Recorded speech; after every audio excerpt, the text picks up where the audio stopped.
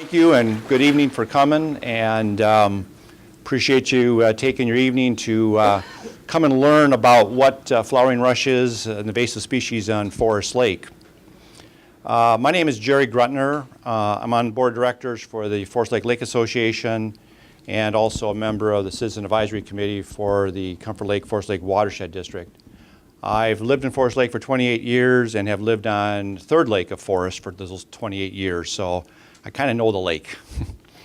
I've been involved in this flowering rush effort since last spring, and it's become somewhat of a passion of mine perhaps, and it's been a very interesting year in trying to get to this point in time, and hopefully you'll be able to understand why we're so concerned about this invasive species and what we intend to do with it here in 2015. So the intent of the meeting tonight is to explain to everybody what flowering rush is, what it looks like, what our program is going to be in 2015 for the eradication of flowering rush in Forest Lake.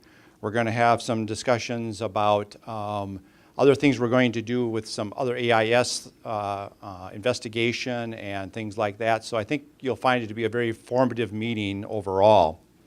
Would like to thank the City of Forest Lake for allowing us to use this community room. I don't know how many of you have been in this room before. I've been in one meeting here, but it's a pretty significant and phenomenal venue when you really see everything that this room has got to offer to the community. So I want to thank City of Forest Lake for allowing us to use this here.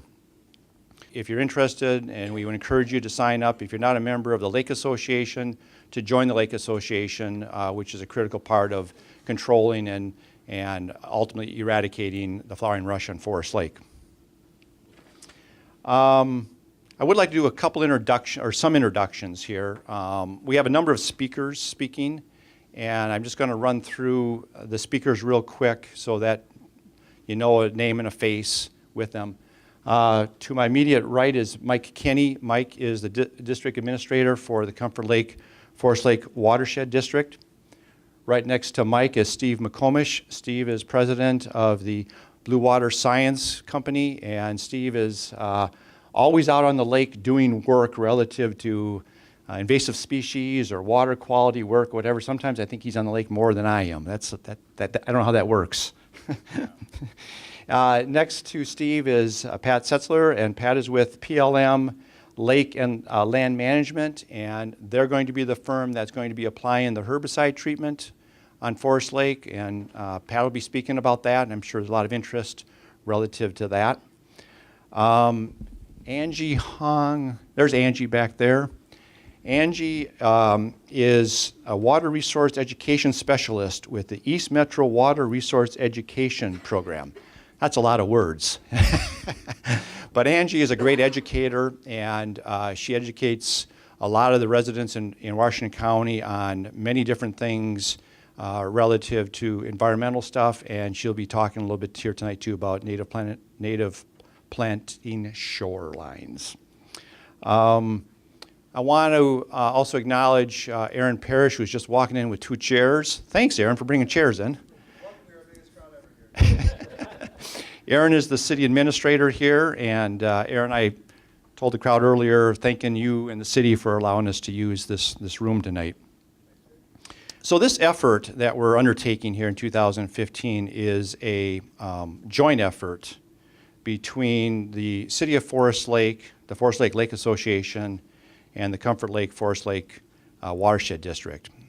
And that's very critical here for the success of this, because all 3 organizations need to be working together and cooperating together to have this be effective. It's important that we're coordinated and that the funding for this program is in place. As you will hear later on in the presentation, this is not a cheap thing we're doing here. It's not a single-year program, and so we need the support and the cooperation of all 3 entities, and we do have that. And I think all 3 organizations are committed to making Forest Lake and having Forest Lake continue to be one of the premier lakes in the region, if not in the state. And we're pretty unique yet from a lake standpoint. For those of you, and I suspect a lot of you live on the lake, Forest Lake is still one of the premier lakes around here. We want to keep it that way. And with that, I'm going to turn it over to Steve McComish here, who is going to speak a little bit about what is flowering rush and where's it at and some other things. Okay? Great. Well, hi, good evening, everybody. My name is Steve McComas. I have a company called Blue Water Science, and we've been doing some of the delineations and assessments of flowering rush on Forest Lake. So I think I'm going to go over, oh, great. Hey, thanks. So I'm just going to go over some of the aspects of flowering rush, talk a little bit about its history and what it's doing and what it looks like as well. Flowering rush is an invasive species. It looks a lot like a bulrush or even another plant called Sagittaria, which has a common name called arrowhead. So it is similar looking, but it has some different attributes, specific attributes, that really allows it to grow under the right conditions broadly and invasively. You can see where the green is, that it's a kind of a northern tier type plant. It's in Minnesota, in the northern tier states, and well into Canada as well.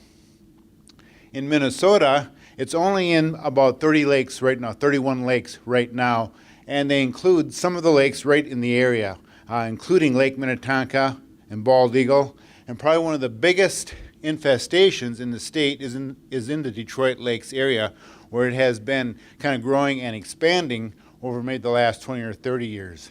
In Forest Lake, I believe it was first identified in about 1998, and then it was investigated, but it has been kind of low-lying for a while, and then apparently in the last few years, it has seemed to really kind of take off. So flowering rush kind of looks like a bulrush. It looks a little bit like a cattail. It's mostly, a lot of times we see it as an emergent plant, meaning it grows through the water surface. However, there's other plants that look a lot like flowering rush. In this case, this is out in Lake Minnetonka, where there were some divers hand-pulling flowering rush because it was mixed in with another plant called Sagittaria, which has that common name arrowhead. They look very similar in appearance. Sometimes what you have to do is almost go in and look at the roots. Now, flowering rush has this triangular stem, so whenever you see a plant, and if you break it or you look at it, it has three sides that could be flowering rush. It could also be a sedge or this plant called Sagittaria. However, what happens is sometimes when they're right in with each other, we almost have to pull them because the root system on the Sagittaria plant is a lot different than the root system on the flowering rush. So that's one way that you can differentiate them. Also, what happens is with time, the green of the flowering rush is a little bit lighter compared to some of these other more native plants. But again, flowering rush has these kind of special attributes that makes it invasive. And one of its special features is that it spreads much differently than some of the native type plants that are similar. And that is, it has these little buds, they're called root buds, that are right along the root system. There are these, let's see, this is a pointer, isn't it? And I bet you it's right here. These little buds right here, they can break off easily and start a brand new plant someplace. In fact, when they break off, they'll float for a day or two, allows them to get down the shoreline, and when they hit some sediments, they will probably start a whole new plant. That's one way that flowering rush can kind of spread through the lake. Our bulrushes and the Sagittaria don't have this feature. Another aspect is that for kind of just by luck, Forest Lake has a fertile seed on this flowering rush. So on the flower head, some of these seeds are fertile.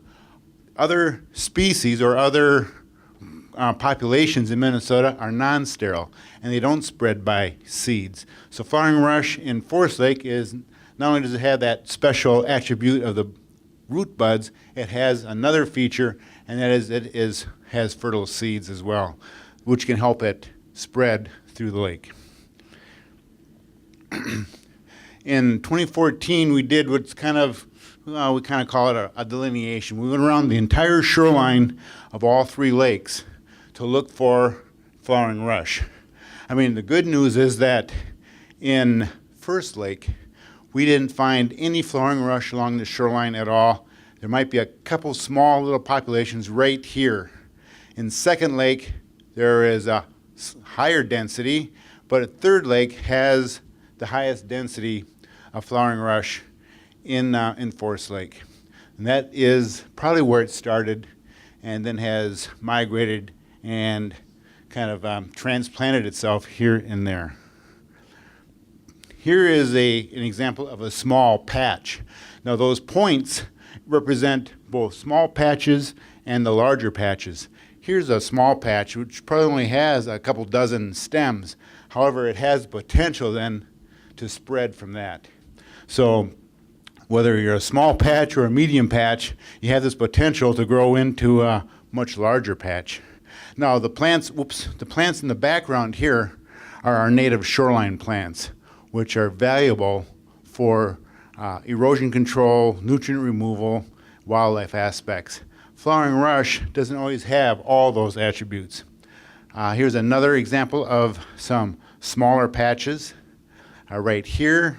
A lot of times they'll be mixed in or adjacent to some of our native plants. If we're looking at control, and we are, we'll want to make sure that we zero in on the flowering rush, the invasive plant. So these are small patches, but there are some larger patches too. Again, if nothing is done, with a little bit of disturbance, these flowering rush beds can dramatically expand and become much more dense. So here is a larger patch of flowering rush along a shoreline. And here is another patch. Not every stem or not every bunch of flowering rush stems puts out flower heads, but it's pretty distinctive when they do, because there's not a lot of other emergent plants that have this type of a flower head. So those flower heads come out in like July and August. And without a flower though, the stems, you can identify a flowering rush by that three-sided stem.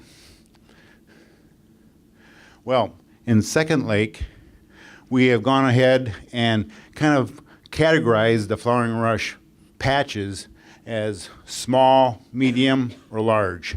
So the green circles represent small patches, yellow circles would represent a medium patch, and a red dot would represent a large patch. In Second Lake, for the most part at this point, we have 34 sites of flowering rush colonization, but most of them are going to be light patches right now and fairly manageable at this point. So those would be managed in 2015. And then when we go to Third Lake, this is where we have those bigger shoreline patches. The red here would indicate flowering rush large patches, and these lines represent, these red lines represent kind of a continuous patch. So Third Lake is where the heaviest growth is at this point. And again, there certainly is a mix as well of light growth, some medium growth or moderate growth, and then the heavy growth. So they'll be treated this year in a couple different ways. The small patches will be treated, the small and medium patches will probably be controlled by cutting, and the larger patches will be controlled, in this case, with a herbicide. And there'll be a lot more information on those aspects coming up.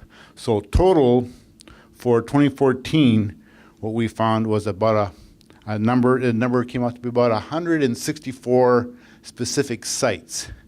You can see that the number of sites is dominated by small and medium patches, but the large areas represent the largest area that it's inhabiting at this point. So that is an overview of flowering rush in Forest Lake, and with that, I'll hand it over to the next speaker. So next on the agenda, we're going to talk about why we're eradicating this and how are we going to do that. This is kind of a recap of what Steve just mentioned here. Again, probably don't need to spend a lot of time on it because you just saw it, but again, it's the recap of what he said, but we basically got, 300 and some thousand square feet. We're going to mechanically cut, and I'll describe that in a little bit to you, what we mean by mechanically cutting 142 sites, and then we're going to do a herbicide treatment on 22 sites of 303,000 square feet. So again, this is just kind of a little bit of a summary again of it, but it's 8 acres, just a little under 8 acres of flowering rush that we delineated in 2014. Doesn't mean in 2015 we don't have more. It's pretty likely it's growing again, and we're going to have more in 15. So, some people have asked me, why should we get rid of this stuff? I mean, it looks nice, it's out there, it's green, and it's, why are we doing this? Why do we want to put some, chemical in the lake to, herbicide or whatever? Well, we need to eradicate this invasive species because, for number one, it is very invasive, and it's continuing to spread year after year. For many of you that live on the lake, you've seen it. I've seen it every year get bigger and bigger in front of my house, and it's important. It's one of those things that if we don't take care of it now, we're going to regret that decision in 5 years from now or 10 years from now. We don't know how fast it spreads. One of the things we're starting to be able to do with Steve's help here now, last year we did the delineation 2014. We're going to do a delineation, I'll tell you about that here shortly, in 2015. So we'll be able to start tracking what's happening out there as far as how fast it's actually spreading. And that'll be important for us to be able to understand that. We also don't want this species to spread into other lakes. Forest Lake has this particular species that the seeds actually propagate it and start new plants. We don't want that spread into other lakes in the region or in the state. We all hear almost every week something in the newspaper or on television or radio about aquatic invasive species in Minnesota, and folks, it's a big deal. And we have a tremendous opportunity here in Forest Lake to stop a very invasive species now in Forest Lake and prevent it from going anyplace else too. So it's another important reason why we need to eradicate it. One of the other things you should know is that you all know probably that Forest Lake does not have any zebra mussels right now. Cross our fingers, it's all around us. If zebra mussels ever got into Forest Lake, they love flowering rush, and they would attach themselves to the flowering rush stems. So not only would you have flowering rush, but then you got a whole thing full of zebra mussels right there too. So kind of a bad deal. We believe flowering rush was first introduced into Third Lake. We don't know for sure how or what or when, but because of the significant growth in Third, we believe it was introduced into Third. As Steve mentioned, it's not in First Lake yet, but we believe that's only a matter of time before it gets into First if we don't eradicate it out of Second and Third. The prevailing winds, if you think about that, are usually out of the west, out of the north, and sometimes out of the south in the summertime. Well, the only reason, one thought why First Lake doesn't have it is that the seeds have not been able to actually move into First Lake because they haven't been able to get through the channel between First and Second because the predominant winds are generally not going to allow them to get that way. But we know it's going to get into First Lake sometime. So if we can eradicate flowering rush out of Second and Third now and not have to wait till it gets into First, then we don't have to spend the money on doing First Lake. And First Lake flowering rush would love First Lake for sure. So another reason why we need to do the program and start getting rid of it in 2015 on Second and Third Lake. It's been mentioned, and if some of you have looked at websites or whatever, we have called this species on Forest Lake the eastern flowering rush. And I want to talk a little bit about that because I think it's important for everybody to understand that going forward here. The DNR says, and at least on their website, and there's a lot of discussion about this right now, that Forest Lake is the only lake in Minnesota that has a seed-producing flowering rush. And as Steve mentioned, there's 31 lakes in the state. We believe there's probably other lakes like Forest Lake, perhaps, that have got this seed from the flowers, but we don't know that. The DNR is looking at kind of and investigating this flowering rush across the state, and there is discussions going on about kind of changing the name of this particular species. And they are considering calling the species that's in Forest Lake a diploid species, which means that the seeds are fertile from the flowers and they actually can start new plants. They also believe there's another species out there, and that's called the triploid, which is still has flowers on it, still has seeds, but the seeds are not fertile and cannot grow new plants. So you may hear in the future, folks, eastern flowering rush being eliminated, and it's called the diploid species on forest. So for the time being, we're still calling it the eastern, so, because there's nothing officially out yet from the DNR. But if you start to hear that other term in the future, next year or 2 years, whatever, that's what it means. So, but for right now, you're going to hear eastern from us, at least for right now. Okay, so keep that in mind. As it's been mentioned, this is a 2 to 3 year program to eradicate flowering rush in Forest Lake. It's not just 2015. This is a multi-year program because it is a very tough plant to kill. And it continues to grow every year, also.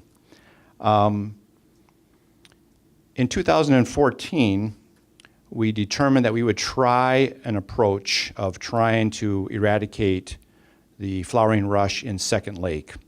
Steve McComish went out and did a delineation on Second Lake, and we decided to do Second Lake last year, and maybe there's some folks here that live on Second Lake, because it was a smaller amount of sites, smaller area than trying to go in and do Third Lake last year. And so we did the delineation. We went out there, Pat's company, PLM, and we did a herbicide treatment. Now, the problem with the small patches and applying herbicide is it's very difficult to get the right amount of controlled volume of herbicide on the plant. And what Pat and his team had to do is they typically like to go out with a John boat or an airboat with booms on it and set the right application rate and just go through the rush and spray it, okay? We couldn't do that on Second Lake. And what we had to do is go out in a small John boat, little hand pump sprayer, and try to spray this stuff out there. The results were not that effective. We learned a lot of stuff, but they were not as effective as we thought they were going to be. We also only did that application one time last year in 2014. We just wanted to see how it would work. We learned a lot from that. And so from that, I'll explain what the 2015 program is going to be. So we broke the quantities down into 2 different sizes. We basically said that any patch less than 2,000 square feet, that we were going to actually do a mechanical cut. Patches larger than 2,000 square feet, up to, some of the patches are up to 50,000 square feet or almost an acre, we're actually going to go through and mechanically, or herbicide apply with boats, again with the booms out, to be actually apply the right amount of herbicide on those plants.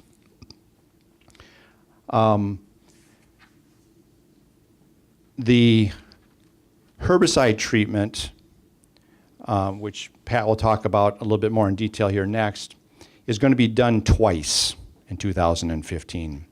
And I'm going to go through a timetable here in a little bit about explaining to you the timetables for the herbicide treatment and what we have to do and so forth and so on.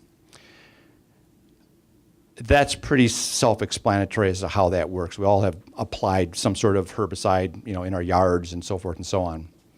But the mechanical cutting is kind of a unique process. So what we're going to do in 2015 is we've contracted with the Minnesota Conservation Corps. And the Minnesota Conservation Corps is affiliated with the DNR. And what it is young adults ages 18 to 25, I think it is, or 16 to 25 or something like that. In the summer months, they work for this MCC, and they do kind of environmental projects around the state. And we've retained them and are going to hire them to actually, they're going to go out, a crew of 5 people, 5 young adults, and they're going to go through and they're going to wade, they're going to walk the shorelines of all of Second Lake and all of Third Lake. And they're going to wade and up to like about 4 feet in water. Flowering rush loves to be in 4 feet or less depth of water. It's some of it's deeper, but a lot of it's 4 feet or less. And they're going to cut the flowering rush stems. And we're not going to cut it like 6 inches below the water. We're not going to actually cut it right down, right at the root system and disturb the bulblets down there. But we're going to cut it, some distance above the bottom of the lake, either with sickles or gas-powered hedge trimmers that got a big extension boom on it. And they'll be walking out there cutting that stuff, the flowering rush. They'll collect all the stems, okay, and they'll dispose of the stems. They're going to do that twice in 2015. So those young adults are going to have quite the suntan here by the time they're done out there. So they're going to be walking along your shoreline and cutting the flowering rush. They're also going to have to do something. Many of you, and I know I have, there's flowering rush that's growing right on the shoreline where the water and the sand kind of hit. And there's flowering rush growing there. In some cases, flowering rush is growing out of riprap. If people have riprap, it's actually growing in the riprap because the high water or the waves have pushed seeds up into the riprap. I've got some flowering rush growing in my riprap. And so the lead team member of this 5-person MCC team is also a licensed herbicide applier. He's going to have a small tank sprayer with him. And he's going to walk along the shore. He's going to spray that flowering rush along the shoreline. You can't cut it. It doesn't work when you're up above the water. But if you spray it, we'll be able to kill that stuff that's already growing up there too. So it's kind of a unique program we're doing. It's going to be a lot of time. Those guys out there walking around and wading in the water. We figured that they'll be out there somewhere from 9 to 10 days, twice next summer. So you'll definitely see them out there. And they'll be doing that twice along with the herbicide treatment being done twice. We absolutely believe that if we do that in 2015, we're gonna knock the flowering rush down significantly. We're not gonna kill it all. We're gonna have to come back again in 2016. We'll do another delineation and see what's still growing out there, and we'll probably have to come back and do it again, the same process. Hopefully we get rid of it in 16, but we might have to do 17 again. But we are committed, the 3 organizations here, represented here, are committed to eradicating this out of Forest Lake. And I think with that, I'll turn it over to Pat to talk a little bit about the herbicide application here. How do you like my ride? No. My name is Patrick. I'm with PLM Lake and Land Management, and we're going to talk about the treatment of flowering rush. How did we get here with Diquat, or the product that we use? And I'll talk about that in more specific here in a minute. This is Detroit Lakes. This was our first attempt using a herbicide, a broad spectrum foliar application. And one of the problems that was occurred to us was that we were getting about 30% control. And so we teamed up with Mississippi State, Pelican River Watershed, the DNR, and collaboratively, similar to what we're doing here, looked at different evaluations. Well, by accident, we stumbled upon a treatment that we did in a house or a homeowner condo development, had 0 flowering rush when we came back to spray with a different product. And so through process of elimination and not really an error, we found out that Diquat is extremely effective on flowering rush. In fact, flowering rush is probably the most sensitive plant that I've seen to Diquat. So that's kind of how we got to the product that we're going to use. Our equipment stems from airboats. So you'll see this. I'm sorry about the noise. It's just a big engine with a big fan, and it's going to be a little loud. We use these to get in and out and around docks sometimes, depending on the scenario. So you're probably going to see three different pieces of equipment. a very small 14-foot John boat, an airboat, and then we have a rather large Carolina skiff, which is sitting right here. We like to utilize these skiffs because they contain some pretty good technology. On this boat, there's a computer that controls via GPS very precisely within 1/100th of a gallon per acre how much material is coming out. And it's all based upon the speed of the boat, the direction of the boat, and it's all measured and calibrated and recorded. So we try to utilize these as much as possible. And on our Detroit Lakes project, this is the primary method of what we see. So you're going to see these things moving in and out, and you're also going to see these bright, lovely orange signs wherever we have treated within 150 feet of shore. And those signs will contain notices of restrictions. We are using a herbicide. We're putting it down. Herbicides control plants. It's a contact. It's a broad spectrum herbicide. So there's going to be some irrigation restrictions. Don't water your lawn for 3 days. Don't water food crops for 5 days. And the other restrictions would be that we may put a 24-hour swimming recommendation on there. It's not on the label, but we try to keep people out to keep that material on the plants as long as we can. And really those are the only restrictions that we have, unless you're watering cattle or domestic animals, is a 1-day restriction. So the product that we use is Diquat. It's a approved herbicide not only by the EPA, but the Minnesota Department of Agriculture and also the DNR. It goes through a very rigorous process in order to be used in our water. It has been around for 60 plus years. It's extremely effective. It's a desiccant. It's a very fast acting product. Within hours, those plants will start turning brown. And we noticed that when we did our initial application. By the time they got all the way around, they already saw the plants curling up on the north end, or on where they had started. So it basically just destroys plant tissue. And is it safe? It's safe when it's applied and it's in a manner consistent with its label.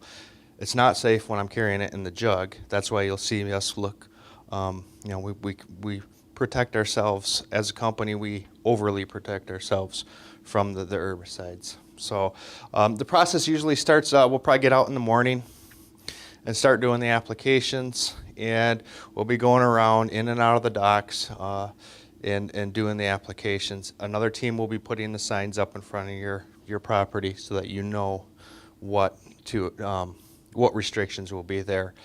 They're bright orange. You can't miss them. They'll be on a stake about 12 to 14 inches off the ground. And so I was only given 5 minutes. I like to show lots of pictures of different things, but we'll just kind of leave it there. So that's kind of stuff you'll see, and we'll go from there. What we're trying to do when we cut that flowering rush twice during its growing season, flowering rush loves to be emerged, in other words, above the water line. If you cut it off below the water line and you keep it cut off below the water line, you start to starve the plant, basically. And so that's how you'll eventually kill that plant off, because it really wants to be above water. So I didn't explain that to you, so in case you have that question, now you know the answer to that. So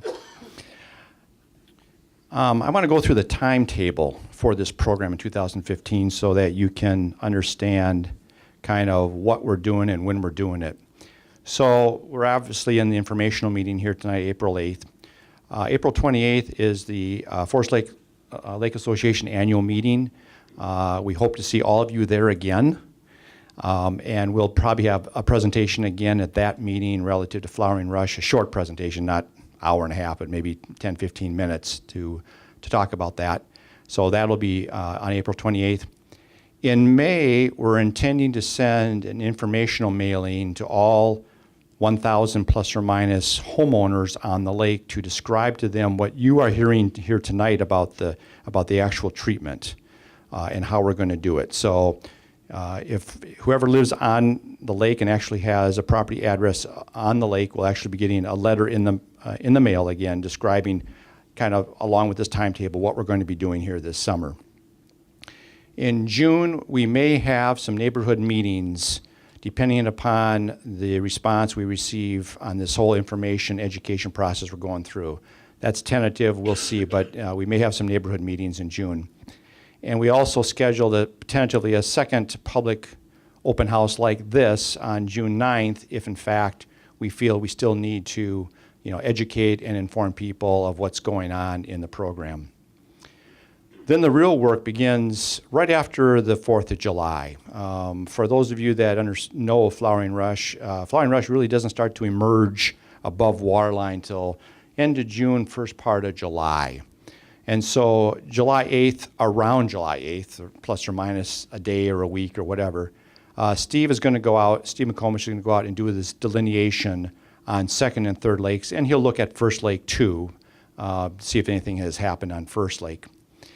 In that same time frame, we're going to notify, by state statute, we have to send by mail a letter to all the affected homeowners where we're applying the herbicide, that in fact we are applying the herbicide to their lake shore in front of their home. And those of you that live on Second Lake, you got that letter last year. For those that are on other parts of the lake, and Third Lake in particular, you'll be getting this notification here prior to the actual herbicide application. It'll describe what we're doing again, the state statute relative to DNR notification to you and so forth. And you have the right to opt out. If you are so firmly against this, you have the right to opt out of actually allowing a herbicide to be applied in front of your home. I hope that's not the case, and no one last year did that, so we appreciate that. We're going to do the first herbicide application around July 15th. Again, this could vary up to a week, one way or the other, depending upon weather. And then we're going to do the first cutting by the MCC, several days later, by like July 22nd. And then we'll do the second herbicide application somewhere around 4 to 6 weeks later. We're just targeting August 20th. And then again, the second cutting of the flowering rush by MCC, the end of August. So the intent is by the first part of September, this program will be done. It's really basically July and August that we're going to be working on the lake doing this work. And then Steve McComish will go out and do a post-treatment assessment towards the end of September to actually see how effective were we in what we did. Was it just a waste of time, which we know it won't be, but how effective was the applications and what do we need to do as far as, thinking about 2016. So that's kind of the timetable, folks. And, you're not going to see much. You won't see anything out there till right after the 4th of July, probably. So you can kind of plan on that, okay? And now I'm going to turn it over to Mike here. I don't have a slide, so I don't need to stand by the computer. So I'm Mike Kinney. I'm the district administrator for the Comfort Lake, Forest Lake Watershed District. And so there may be a few of you that have not necessarily heard of that organization, but we're housed right here in Forest Lake. And so we do a lot of different things related to water quality, flood control.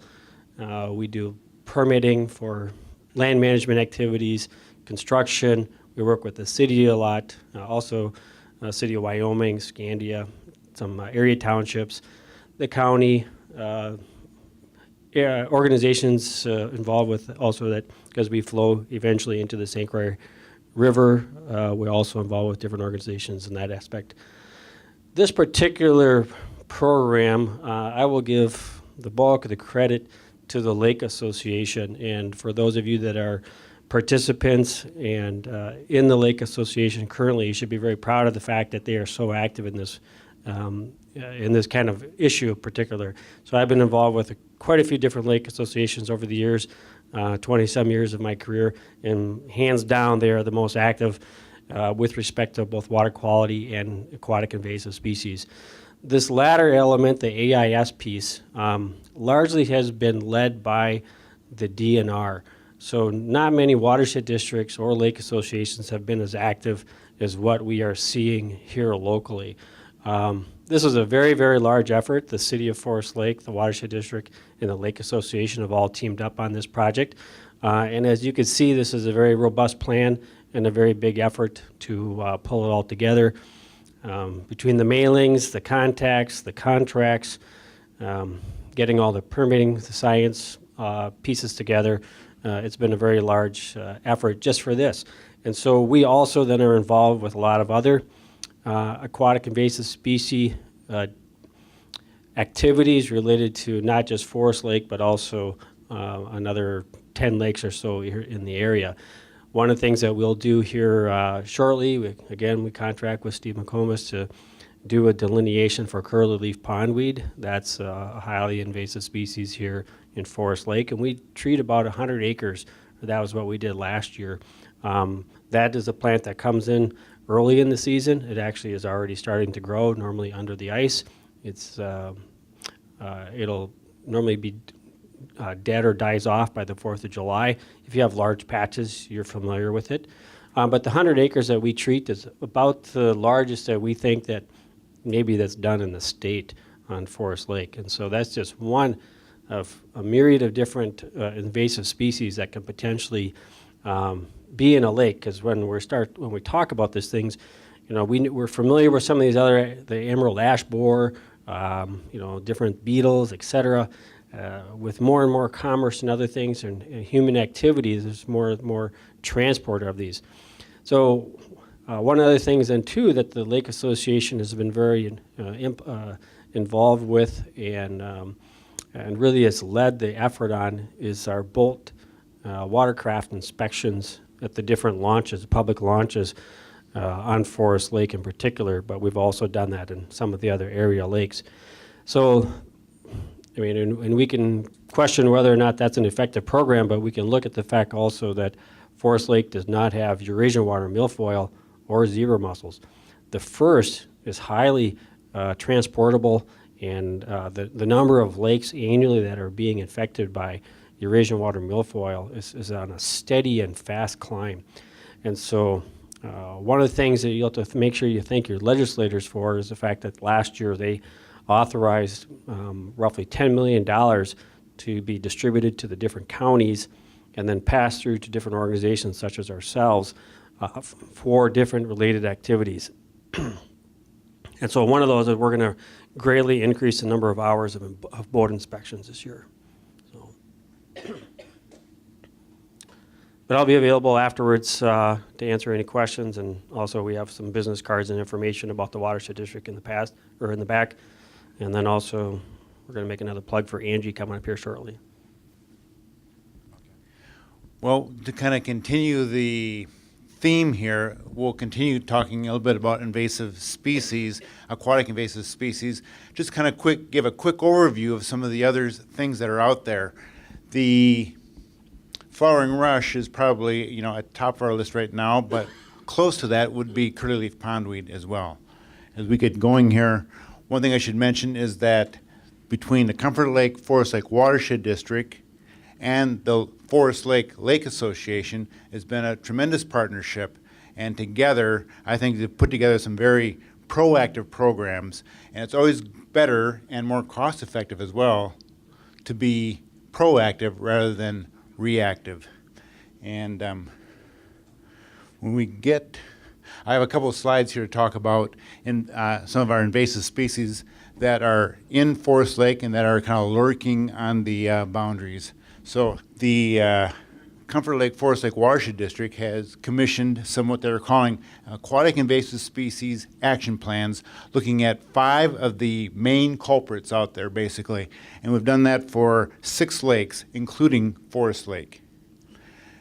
For curly-leaf pondweed, we went out and did some very specific sediment testing to look at where are the areas in Comfort or in Forest Lake that are most conducive to heavy growth of curly-leaf pondweed. And for example, the green pentagon here would represent area of potential light growth. The yellow would be moderate growth, and red would be the potential for heavy growth.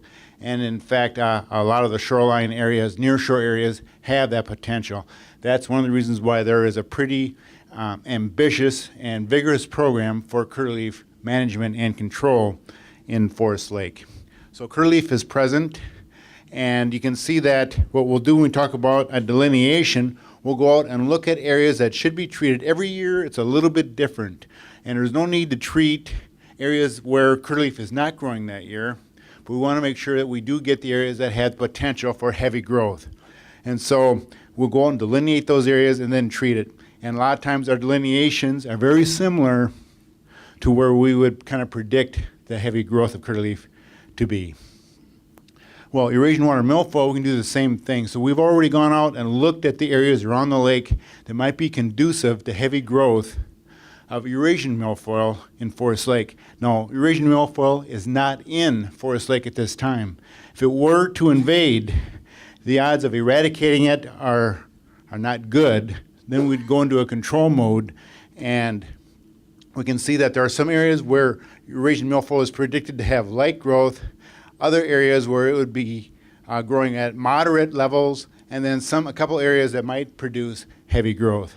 So it would grow in Forest Lake. It looks like it might not have the robustness of curlyleaf pondweed. Another invasive species that we've looked at is zebra mussels.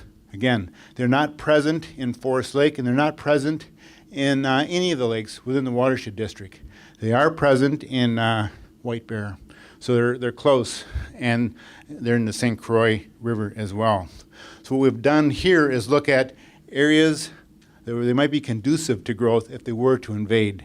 And we have these maps made up for the 6 of the lakes in the Watershed District, including Forest Lake. Green would represent areas of light growth, and yellow would represent areas of moderate growth. There are no red areas, which would indicate areas of optimal conditions for growth, but even moderate growth of zebra mussels could be a problem. The blue areas represent areas where there's low oxygen, and we wouldn't expect any zebra mussel growth. So this would something we might expect if they were to invade Forest Lake and become established. The Forest Lake Lake Association has a very good, ambitious program starting to look at for early detection. Not only is there a good prevention program in place already, but the next step is to look at an early detection program if zebra mussels were to invade. One way to do that is to use these sampler plates. Zebra mussels will attach these plates, and sometimes you can get an early detection and an early infestation, which then gives you a chance and maybe to nip it in the bud, so to speak. This is what they did in Christmas Lake. They found zebra mussels on a plate like that, and it was very early, and they did what they call a rapid response. A rapid response basically has 2 components. It has a rapid response assessment. You go out and take a look and see where they might be around the lake, and based on that finding, if it looks like conditions are conducive to a good eradication attempt, then you'd go to a rapid response action. And in Christmas Lake, when they did their rapid response assessment after they first detected zebra mussels, they found that zebra mussels were only found in these red diamond areas right by the landing. They checked all the other shorelines fairly intensely and didn't find any other zebra mussels. It seemed to be a good candidate for an eradication attempt. However, in White Bear, when zebra mussels were first found, or a zebra mussel was first found, they went to a rapid response assessment as well. Now, in White Bear, they found zebra mussels at these red diamonds, 1, 2, 3, 4, 5, 6, whoops, I was hitting a few extra buttons. Anyway, about 7 or 8 sites.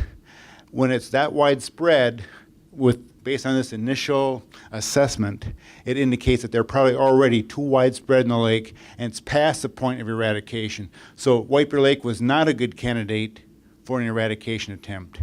So we kind of rallied forces and went to look to see what we could do in Christmas Lake. They went and put a barrier around an area, and this is what could be done in Forest Lake, for example, with an early detection. I should add that the Lake Association, the Forest Lake Association, is being very proactive to look at some pre-planning in case this would happen. Again, been in very few cases where we've already had the plan in place, and so we can act. Often what we're doing is we're reacting, and that is usually not very effective or efficient. They put a barrier around all known areas of zebra mussels and then treated an area. In this case, they used Equinox.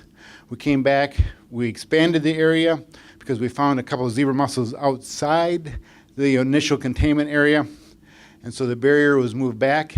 The water temperatures were cold enough that we didn't use Equinox again. We used this chemical, a copper sulfate chemical. But at the same time, we had permits in, wanted to know if we could use potash, which is a potassium chloride, which is basically a fertilizer, which is even more effective than copper. And the EPA did allow a potash treatment in Christmas Lake. So we have our early detection schemes in place for Forest Lake. We have an early or a rapid response assessment in place. And if needed, we have some good options for a rapid response action. In fact, the applicator in all three of these cases was PLM, and that's Pat Selter, who's right here. So you have one of the state's expert applicators in the house as well. Well, looking at this one, kind of the big picture, or looking at summarizing some of the main AIS species out there, we put together this chart. And it's the green is a low overall effect or impact, red would be a high impact. FR is flowering rush and curlyleaf pondweed. They are up there because they already are established, so their potential for establishment is very high. So we have those two species up there. Zebra mussels, I have a moderate consequence. Eurasian water milfoil is still in the yellow. Carp and this blue-green algae here are probably more of a lower potential for potential future problems. So with that, I think I'll pass it on to back to Jerry. Thanks, Steve. And Angie's up next. Angie Hong, I work with the Watershed District doing outreach and education, and I want to end on a little bit of a happy note. You've heard a lot about the threats facing the lake and also talked a lot about what is the Watershed District going to do, what is the Lake Association going to do. So I kind of want to end on a what can you personally do note to help improve your yard and the lake. And just talk very briefly about native shorelines and let you know that if you didn't already realize this, that the Watershed District does have grant funding available. There's little blue postcards at the table that you can feel free to grab on your way out the door, and there's also a site visit request sheet. The Washington Conservation District teams up with the Watershed District to help do these grant programs. We have probably a couple of people in the room that have done this before, but anybody who lives on Forest Lake can request a free site visit. Have somebody come out to your property, walk around with you, identify what's native, what's invasive, talk about a landscaping plan, and doing some more native landscaping if that's something that you're interested in. And then the Watershed District will fund up to, it's a new program now, but there's basically an equation that's around $5,000 per pound of phosphorus that the project might capture. And in a minute, I'll show you a slide that might help you better understand what that means. So basically, we're looking at scenarios around the state where as development has increased, we are seeing more water runoff, sediment, and phosphorus going into the lakes as a result. And the kind of development that happened in the 40s is different than the kind of development that's happening nowadays, both in the size of the houses and in the kind of landscaping that people are doing. And the results of this is that we are getting, when you have rain and melting snow, a lot more stuff going into the lake that wouldn't have normally gone into the lake. It's both coming from a wider land area, and it's also just got a lot more dirt and nutrients in it. So I zeroed in on phosphorus. This is usually the nutrient of greatest concern for lakes because it's what feeds algae. So 1 pound of phosphorus translates into 500 pounds of algae growing in the lake. And if we kind of put this in the context both of having a nice lake that you want to swim in, but also aquatic invasive species, the healthier a lake is, the more resilient it's going to be to these aquatic invasives. So the two aren't necessarily separate issues. What we've been doing with a lot of lakeshore landowners around the county is doing native shoreline plantings that are pretty and still allow access down to the lake, but they provide a little bit of a buffer to prevent some of the runoff from getting down to the water and also to help prevent erosion. This slide is an example of a property. This one right over here on this side was mowing down to the edge of the lawn, or down to the edge of the water, and the guy standing in the tall grass there is where the edge of the shoreline used to be. So this was about 5 years of erosion resulted in that much soil loss from having the really shallow rooted grass going down to the edge of the grass, or down to the edge of the water, instead of having a deeper rooted native plant. So if you picture your yard and what you like to do when you're in there, we're talking about still having plenty of space for recreating and barbecuing, a path down to the water, even having your little beach area and your dock, but trying to put some of that land back into a deep-rooted native plant so that it is stable and also helps to prevent some of the runoff from getting down to the water. And then there's all these other benefits that go along with that. So there's benefits for creating fish spawning areas for the birds, for the frogs. And it does help a lot to block some of the wave action as well. Even when you have just like a fallen down stump lying in the water, that helps to reduce erosion and wave action. So sitting here, right here in the front is our poster children. The hiders worked with the Watershed District 5 years ago now. And this is what their shoreline looked like beforehand. So it was basically turf going down to the edge. And after the staff from the Watershed District, or from the Conservation District, came out and worked with them, they worked with Abrahamson's Nursery and put in just a small buffer. This is year one, what it looked like right after it got planted, and you can tell there are still some rocks there at the toe of the planting. Still an access to get down to the dock. This is what it looked like last year. Doesn't that make you feel a lot better after you've been seeing all these pictures of zebra mussels and whatnot for the past hour? It looked really beautiful. And we had a party out there at the end of the summer. Some of you might have come to see it in person, but you too can have a beautiful shoreline that looks like this. Just another view of it from the lake looking in. And I keep mentioning native plants. Why do I keep hammering on my native plants? Because if you look right up here on the very left-hand side, Kentucky bluegrass, it has roots that are about 3 or 4 inches deep, whereas these native plants have roots that can go down 3 or 4 feet deep, or even 8 or 9 feet deep, or even 10 or 11 feet deep. So even when the water levels are changing, they are down there and they're holding the soil in place and preventing erosion much, much better than the grass ever would. And then they have these habitat qualities that they bring in the pollinators, they bring in monarch butterflies, cooler birds. You see less geese, you see more green herons. You get to have the lakeshore experience that you want. You have the grandkids that can be out there and they're finding the frogs, and there's something to do when you're on the lake because there's animals and birds and all that other jazz. So I mentioned the cost share grants, the free site visits. I've got a sign up, and if you're on your way out, you can feel free to sign up with your information and we'll get a hold of you to schedule a free site visit. You can also go ahead and contact Tara Klein directly. She's the landscape designer who would be doing site visits for your area. So I'll just kind of leave that up there with her contact information. And then down at the very bottom is the phone number and website for the Comfort Lake Forest Lake Watershed District. There's also little blue postcards on the table as you're on your way out the door that you can grab and follow up with us if you're interested and doing something for your kind of your own piece of the lake at the same time that the Lake Association and Watershed District are doing some bigger lake-wide efforts. Thank you, Jerry. Thanks, Angie. So I've been asked, so what can I do? You know, what can you do relative to flowering rush?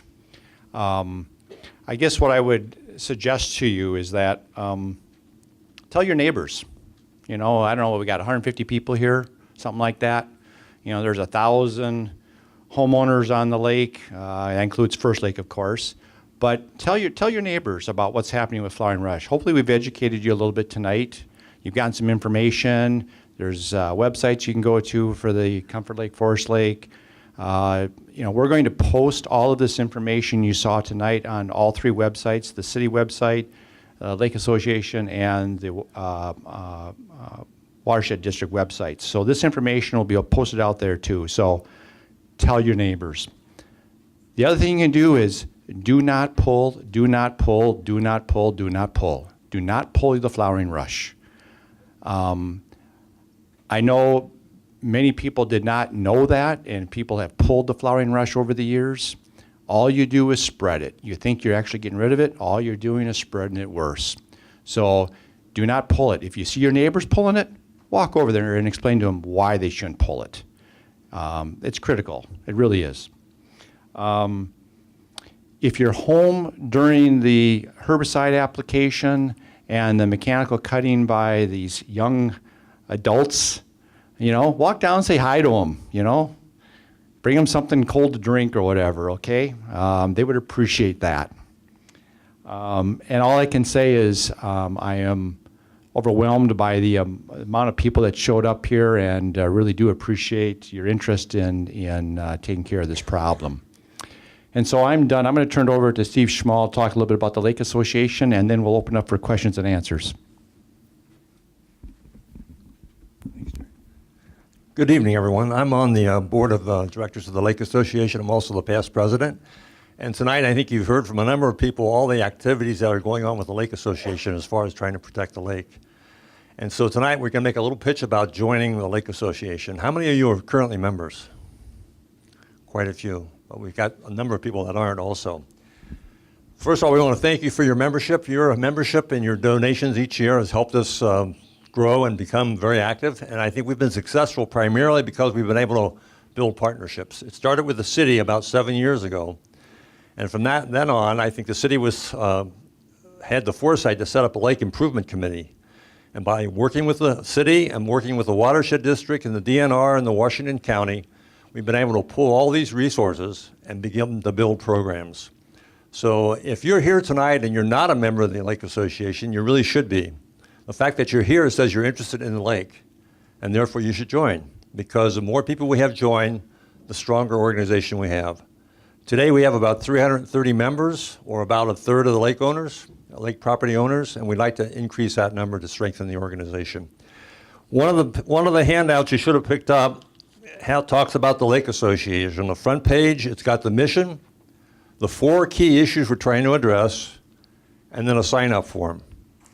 On the back are the programs for 2015, many of which you've heard about. And this has come a long way, because 7 years ago, or 8 years ago in 2007 when we first started, we were working on one issue with the city, harvesting curly-leaf pondweed with 2 full-time harvesters. Since that time, and working with some tests with the city, we converted to herbicide treatment, which you heard is much more efficient and about a third of the cost. And from there, we've built with partnerships the program you see on the back of this sheet. And you get all of this for $40 a year. So you got a big investment in your home. I know you're interested in the lake or you wouldn't be here. So why not join the association and allow us to get even more done with your membership? So again, you can fill out the form on the bottom and mail it to us. You'll get emails on a regular basis, educational emails. You'll also get issues and things that you have to act upon in many cases so we can continue to protect the lake. So we look forward to your support, and for those that are currently members, thank you for your support.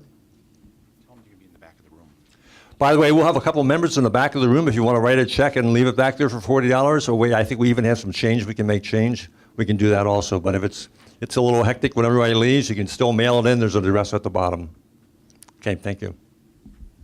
Okay, thanks, Steve. So we're going to open it up. We got about 18 minutes, plus or minus. So we're going to open up for questions right now. So I'll ask that if you tell me the question, I'll repeat it so everybody can hear it, and then we'll have the appropriate person answer. You said this was a broad spectrum herbicide. What else does it kill when you apply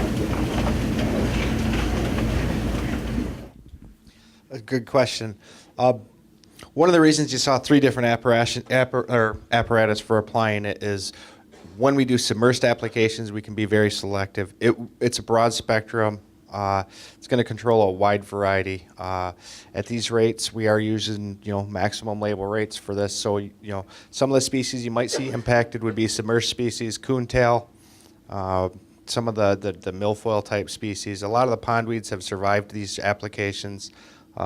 We did an extensive study with Mississippi State on Detroit Lakes, and we were very shocked at how little species were impacted. But it is there's a few plants, coontail, milfoil type species, are susceptible to it. Most of the other, our curly leaf pondweed is very susceptible as well. Yeah. Why isn't the DNR involved in this? The question is, why isn't the DNR involved in this? Good question. Well, you know, the state has, for those of you that don't know, the legislature appropriated over $10 million for aquatic invasive species to be used throughout the state here in 2014 and 15 to help eradicate and, you know, knock down aquatic invasive species. So the DNR is involved from an administrative standpoint, from a counseling standpoint, but you can probably appreciate it'd be difficult for them to do what we're doing here from a local community standpoint. But they are involved. I mean, they know what we're doing on the lake relative to flowering rush. We've been consulting with them. You know, we will have them involved in this process, but they're not leading the effort. Can we cut it down ourselves with like one of those bow-type blades that you pull? The question is, can we cut it down ourselves in a kind of a bow lathe? Or you're not pulling, you're just cutting? Yeah, I mean, you can, you know, but we're hoping that you would allow us to do it with trained people here this summer. You know, we're going to start the cutting, you know, middle of July. The rush will not be up really too far by then, and we're going to cut it again in August. So I would hope that, you know, we'll have it cut down where you don't need to cut it down. And we, you know, we prefer if we have the people trained to do it. That would hopefully stop any further spread.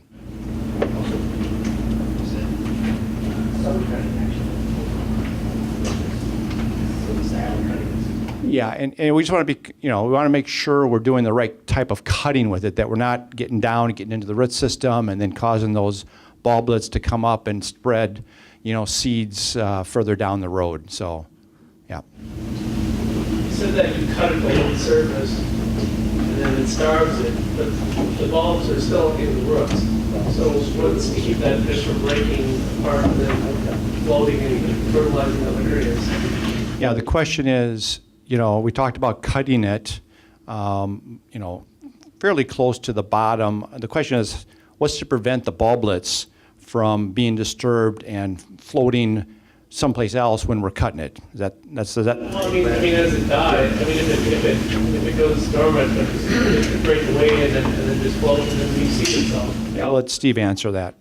Yeah, that's a good question. Everybody hear the question? Okay, if you cut it, what's going to keep it from those little buds, those little root buds popping up and floating around anyway? Yeah. Pretty much. Well, here's this. First of all, back up just for a second.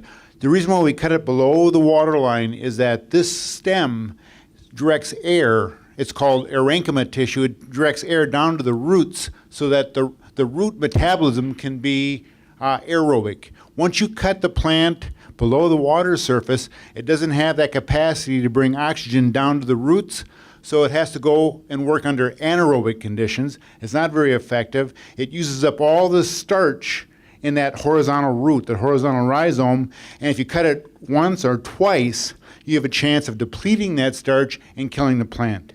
Now the question about those buds actually are just below the sediment surface, so they're not at the surface.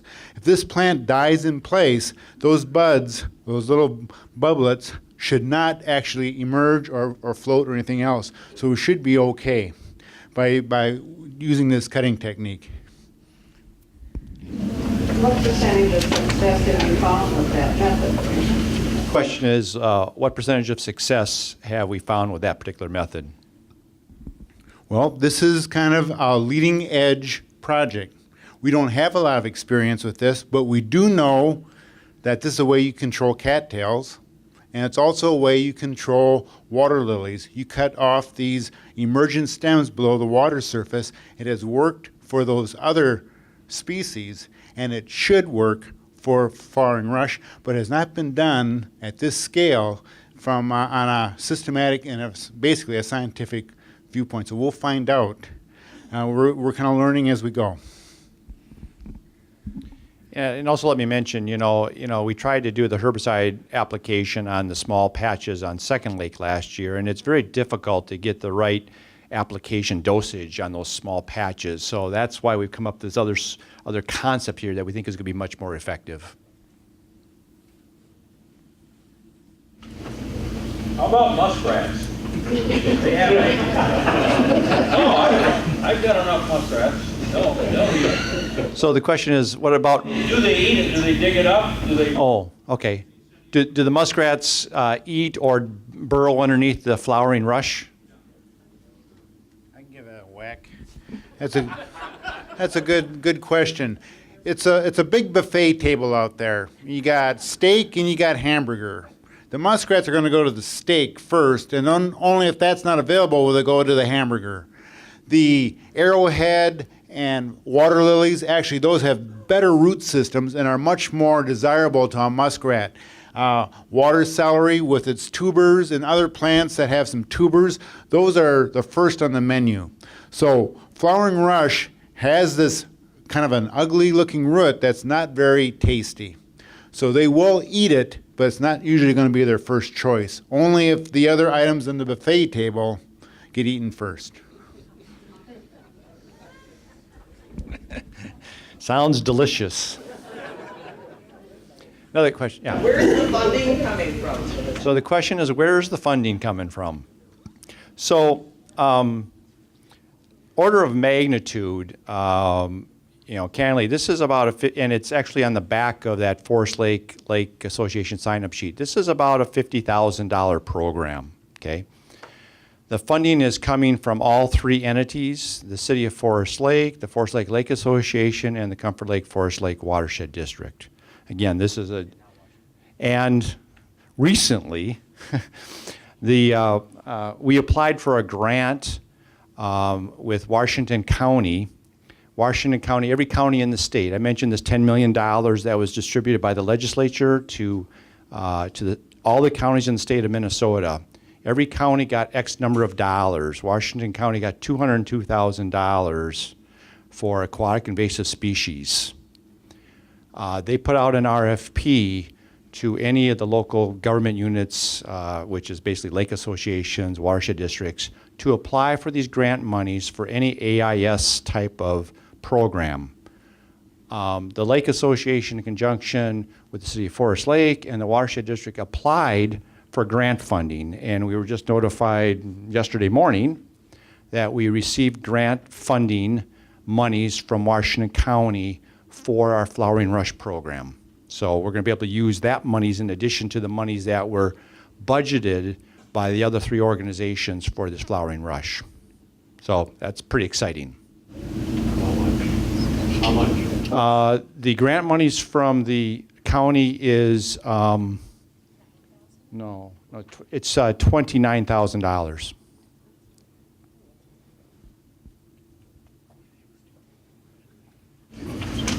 Have you already picked the locations for this year's 50 to 160 acres that you're going after on the curly leaf pondweed? And if so, are those the red dots that I was looking for? So the question is, have we picked the sites for the 100 acres of curly pondweed that we're going to apply herbicide for this year? I'll let Steve talk about that because we still have to do the delineation essentially for that. That's a good point. No, we have not selected the sites yet. We're going to wait till curly leaf comes up and try to get a maximum potential growth situation. That'll occur in about 2 weeks. And then based on what we find going all the way around the lake, delineating all those areas that should be treated, that could produce heavy growth, that's when we'll know more in about 2 or 3 weeks. And then from there we put together those maps, the areas to be treated, and that goes to the DNR and then goes to the herbicide applicator. So that every year it's just a little bit different. Okay. Any further questions? We still got about 5 minutes. You said you're going to we can opt out of having this herbicide sprayed on? That seems like a pretty serious consequence of not having it done, because when they publicize those people who won't do that. No, the question is, we mentioned you can opt out of this. He wanted to know, are we gonna publicize those people that opt out of us? No. No, that would not be too smart on our part. Good question, though. You'd be the only one having flowering rush growing in front of your house.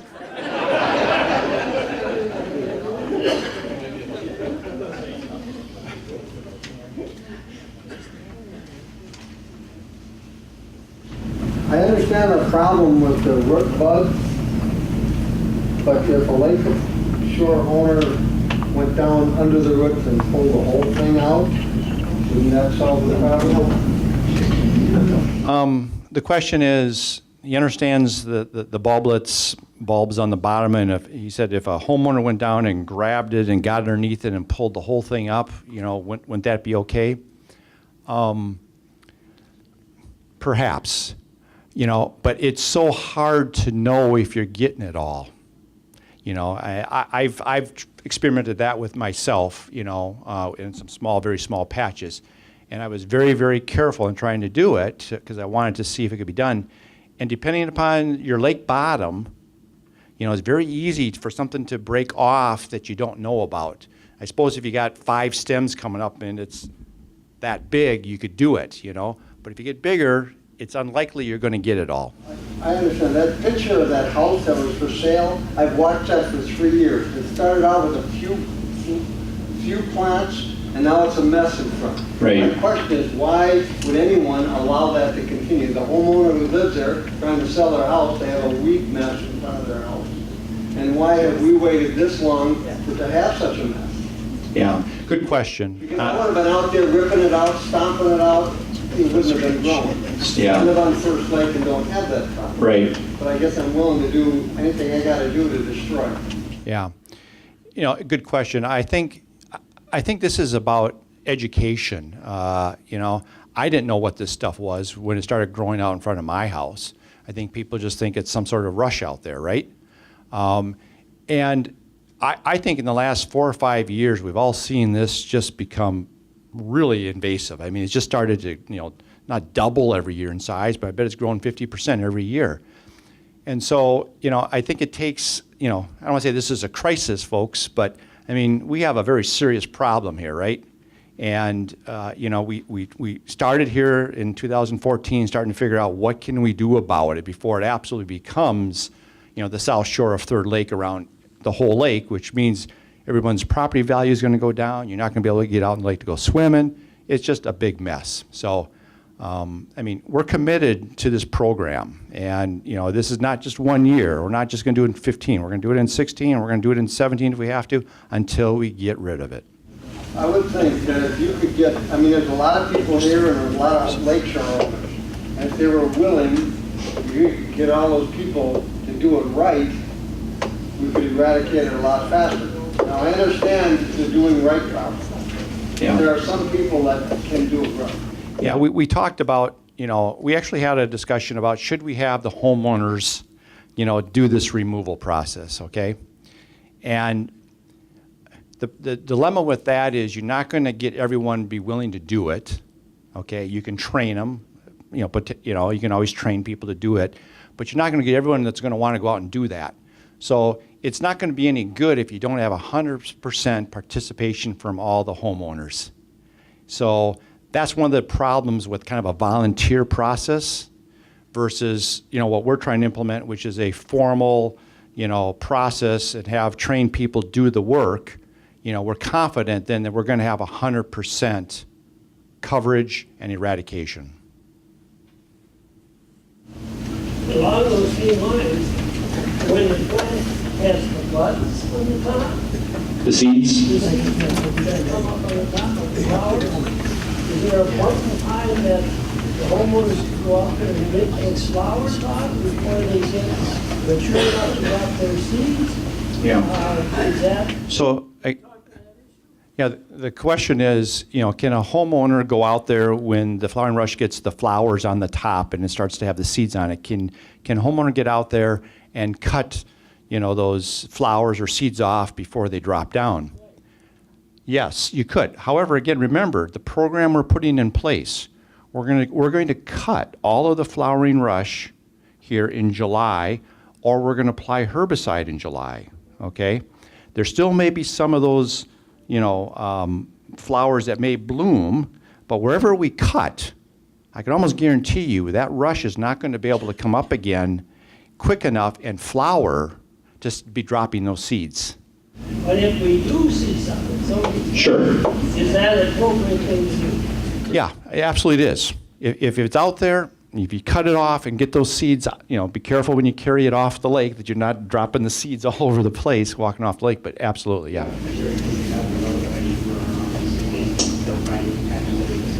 Yeah, that's a good point, Mike. When we're doing this herbicide treatment, or the cutting this year, we hope we get it all, but it's hard. And so if after we kind of get in August, let's say in August, first part of August, if you see where we've missed something, call either the Lake Association or the Watershed District. We'll go out and take a look at it and make sure we don't miss it when we come through on the second cutting or the second herbicide application too. Good point. Could we do that on your website, email you on the website? Sure. As you sign off, could you reintroduce everybody one more time?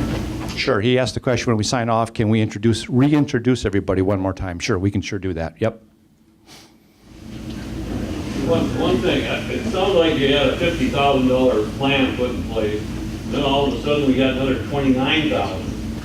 That's over a 50% increase in funding. Can't we even hit it harder? The question is, we had a $50,000 budget, we got $29,000 grant money. Can't we hit it harder now that we got more money? I think we're hitting it pretty hard already. I mean, we can't apply herbicide till the plant gets above, or cut until the plant gets above water line, and that's not going to happen until the second week of July, okay? We're going to do the herbicide application and the cutting, and it's going to be within a month or 6 weeks later, we're doing it again. We're not sure we can actually do it a third time. We're not sure that's effective. We're going to run out of time, in September to do that. Well, the $50,000 allow you to do everything. Yes. I mean, that's probably the other question. The $50,000. Then you got 29 left over for next year. This is not. Yeah, we're not guaranteed the funding here beyond what we got right now for this year. Sure.